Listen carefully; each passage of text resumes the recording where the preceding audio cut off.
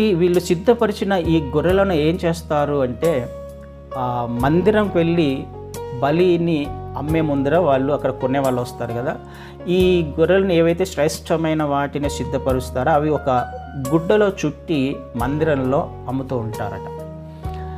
గుడ్డలో చుట్టి మందిరంలో అమ్మకానికి పెడతారు. ఇది వాళ్ళు చేస్తున్న పని. వీళ్ళ దగ్గరికి వచ్చిన ఈ దేవదూత మాట్లాడుతున్న మాట 12వ వచనంలో వారికి అదే ఆనవాలు చెబుతూ ఉంది కదా. ఒక శిశువు పొత్తిగుడ్డలతో చుట్టుబడి ఒక తొట్టిలో పండుకొని ఉండుట మీరు చూచుదురని వారితో చెప్పాను. క్రీస్తు వారిని మనం గమనించినట్లయితే పొత్తిగుడ్డలో చుట్టుబడి మేంజర్లో అక్కడ పశువుల తొట్టిలో పెట్టినట్టుగా మనకు అర్థమవుతుంది కదా. ఎగ్జాక్ట్గా బలి అర్పించే ఈ గొర్రెపిల్లను వీళ్ళు కూడా అలాగే అమ్ముతూ ఉంటారు.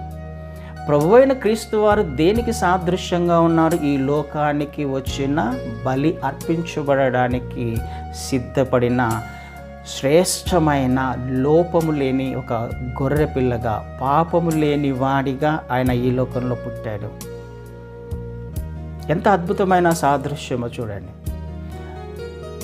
జరిగిన సందర్భాలలో ఏ విషయం కూడా, బైబిల్లో రాయబడిన ఏ విషయం కూడా ఎంతో అద్భుతంగా దేవాది దేవుడు మన కొరకు ఆత్మీయ పాఠాలను నేర్పించడానికి ఆయన లిఖించాడు.